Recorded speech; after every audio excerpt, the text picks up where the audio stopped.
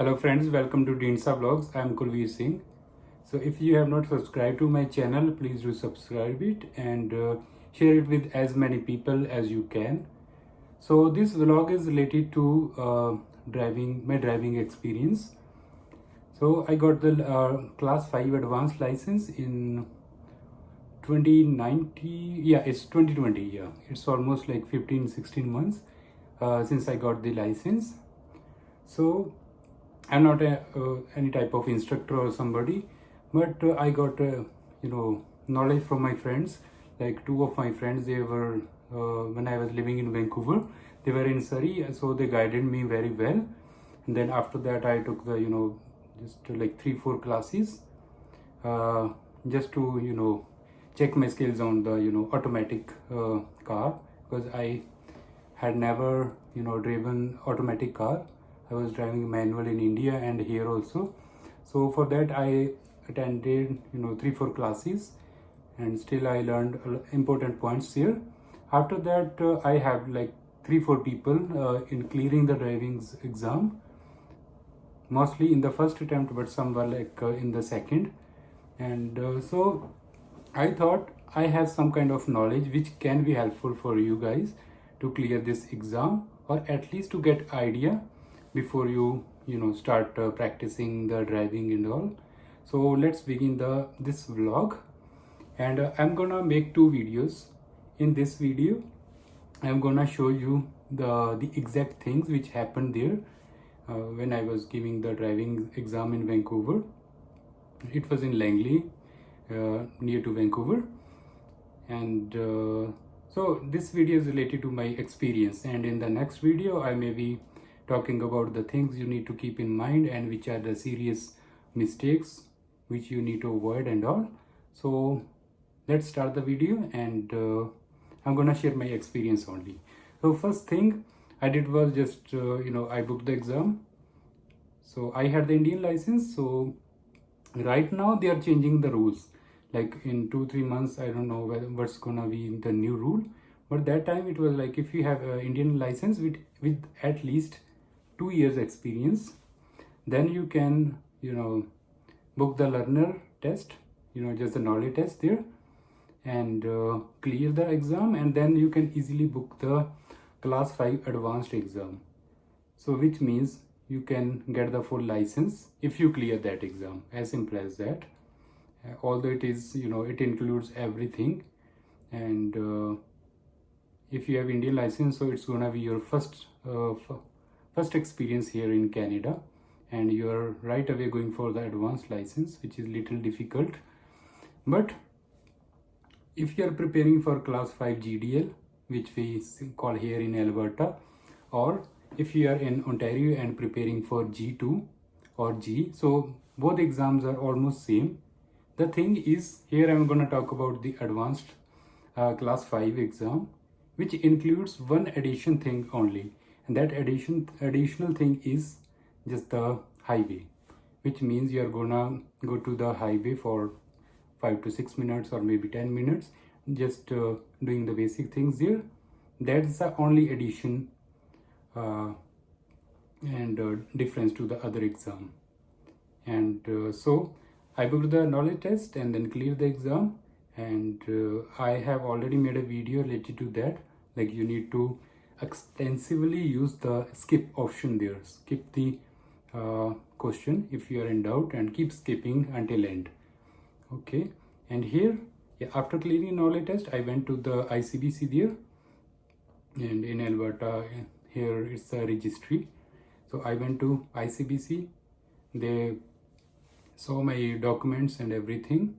Although that time I did not have the valid study permit, like it got expired, and then I applied for the extension, then I applied for the work permit.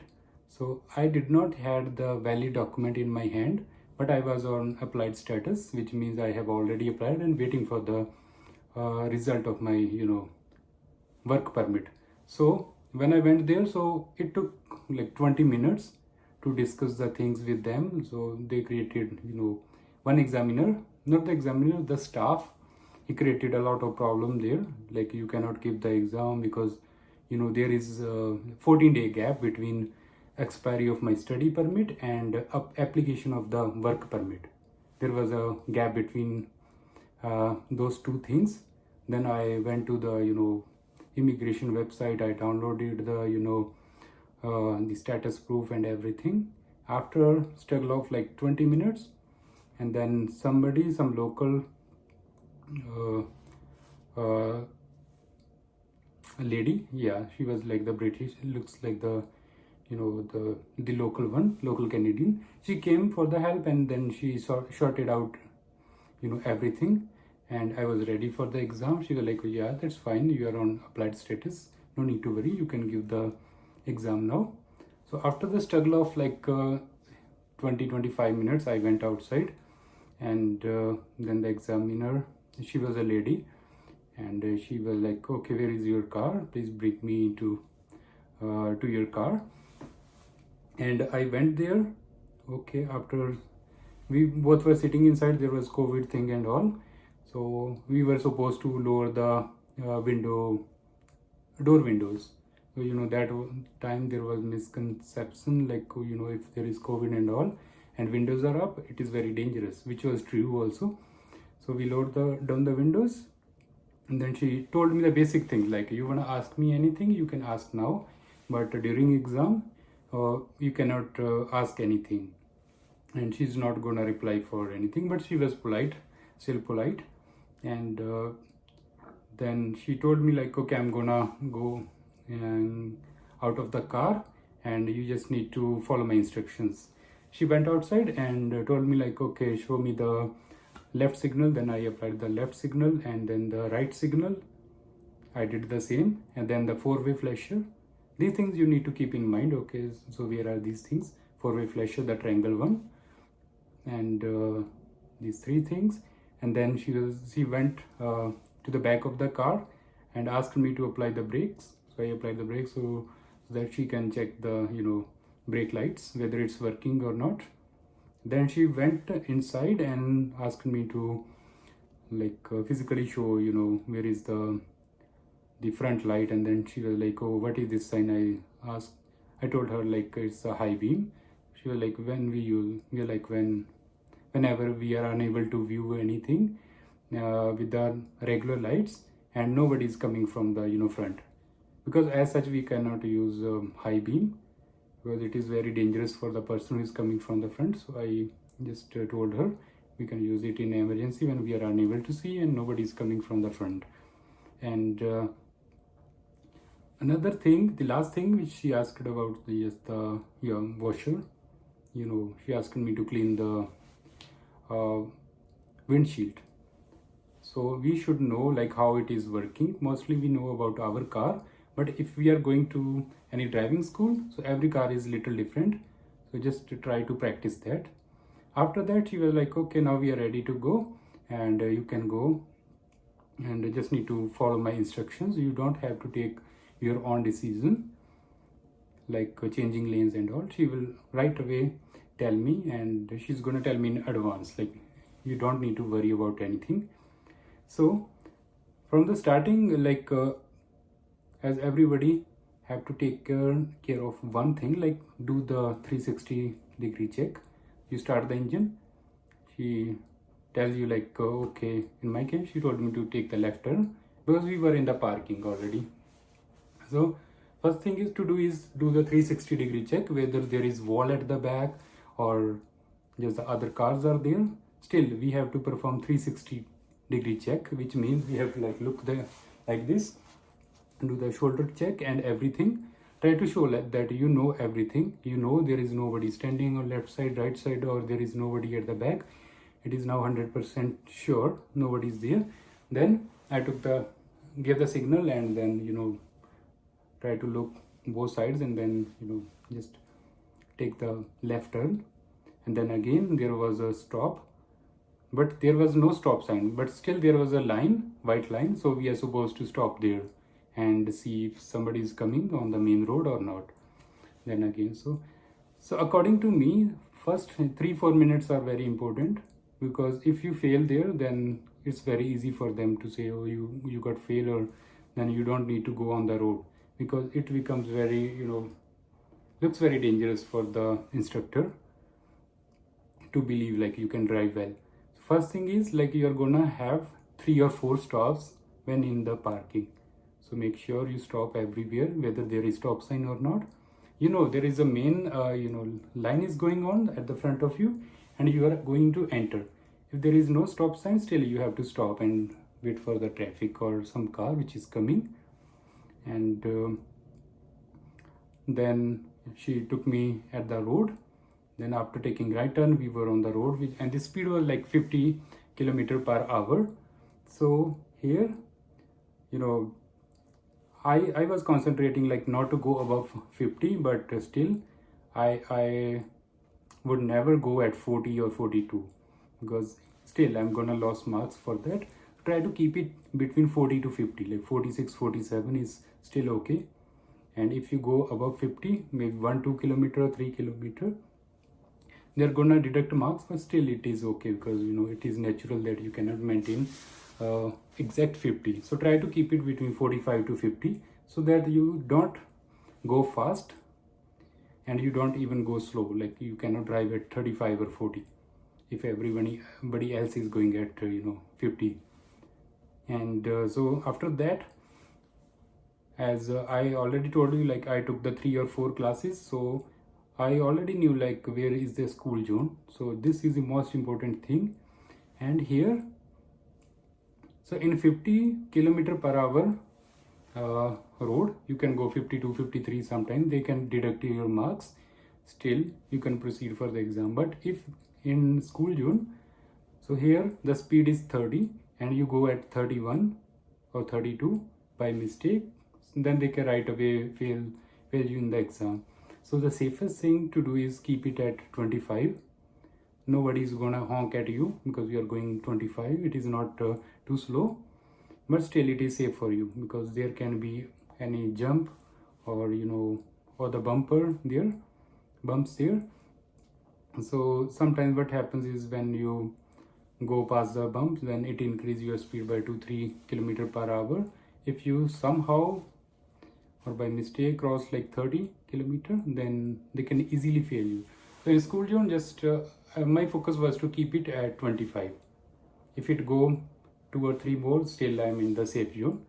So here, if you are entering school zone, maintain 25 to 30, and after that try to keep looking for the signs like where the school zone is ending. So from the playground or from the school you can get an idea, but still you have to keep looking for the board which says like a school zone ending or something like that.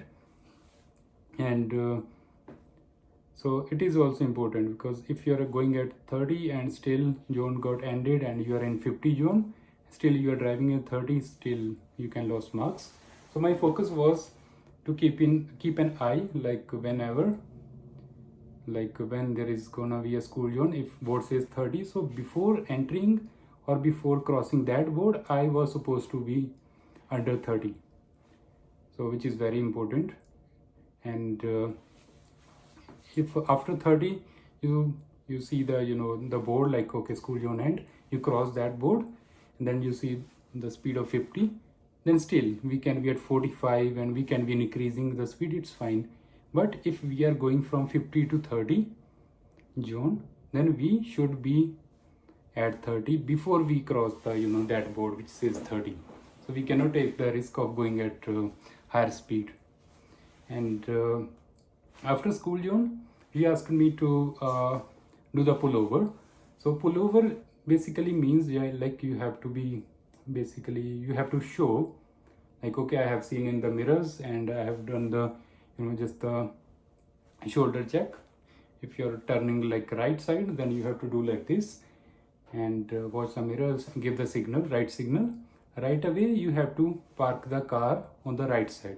Just pull it on the right side. You don't need to do any parallel parking or any any other parking.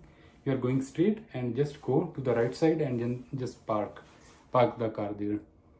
And basically they do it just for the they wanna see you like how you are gonna pull. because there may be emergency call, like you may have to pick the call. You are going on a road and you can park on the right side and you can easily pull, or there can be any ambulance or any other emergency vehicle. So what you need to do is you're supposed to go on your extreme lane. If you're going on the center, like there are 4 lanes, you are in the 3rd lane, you have to go on the left side. If there is just 2 lanes are there, and you have to go to the extreme right, whichever is closer to you. So they wanna check, like if some ambulance or some emergency vehicle or police car came with the siren on, then how you're gonna respond for that. Just do the mirror checks quickly, do the shoulder check, and before that you just need to turn the right signal on, because you're going on the right side, so you're supposed to park on the right side also. That's it. And in my case, she asked me to pull over and pull out, sorry, and then I just pull out, then park there. Then she asked me very important question, which was like, okay, how would you get out of the car or get off the car? So here it's not like she just wanna see like, oh, you know how to get off the car and all. She's gonna see one thing, like whether you have checked the mirror and your shoulder before you open the door. That's the thing which they are gonna ask. She asked me the same question. I was thinking like, oh, I wanted to show like, okay, I'm gonna get off the car. Then I realized, oh, she may be looking or expecting me to do something. She's checking something. So I was like, okay, I need to do the mirror check, and then I did the shoulder check, like, oh, nothing is there. I opened the door. When I was going outside, she was like, yeah, that's fine, you can come inside. Okay, we are ready to go. So that was another thing. So basically we started from there, do the 360 degree, and then we went on the road, try to keep the limit of the road limit, and go according to that. Mainly try to keep 4 to 5 km per hour less than the speed limit. Still it's okay if you go 1, 2 above, but after that, like, I entered the school zone, so my focus was keep it at 25, 26. Never ever target for exact 30, because if you go 31, 32, they are gonna fail you. After that, she asked me to take the pullover, which means like give the signal, do the mirror check quickly, and then if you're turning right, so, or taking the car to the right, just do the like this, that's the shoulder check, then park the car. And then she asked me to get off the car, and so here it is important to do the shoulder check, because she wanted to know like whether I'm gonna look back before stepping out or not. So after that we again went on the road. So school zone is done, this one is done, pull over. Then she asked me to do parallel parking. So here parallel parking looks difficult. In reality it is difficult, because whenever we go to the downtown or somewhere else, and mainly there are too many cars, hardly we get any space, and we have to park our car between 2 cars. One car is gonna be at the front, one is gonna be at the back. So we will have to do parallel parking in between, which is very difficult, and we can easily do it after the practice of 1-2 months. But in the exam it looks very simple, and yeah, it is simple there. So just one car was standing there. She asked me to do the parallel parking behind that car, which means if I go a little bit further and something else happens, so there is no risk over there, because in practical life we have to park between 2 cars, so we have to be extra cautious about that. But here it was very simple. There is gonna be some car, and we have to go parallel to the park, and then do the right turn, and then the left turn, so you can park it easily. So it was a kind of cakewalk for me that time. And then second last thing happened was like it is what they call like three-way turn, yeah, something like that. So here, I suppose the road is going, so it's not good. Sometimes what happens is the road is going and the street, it ends there. They already know about these locations. So she asked me to take the three-way turn. So how we take this turn? Like in my case, yeah, I went, to the left side like this, and then I give the left signal. So three-way is like 1, we go there, then we do the backing, 2, and then we come here. It's a kind of U-turn, but in 3 steps. Like you can go, turn the left, and then back, and then again come here. So there's a three-way turn, so that they wanna know, like if you have to go back from the road, whether you are able to turn the car or not. That's everything.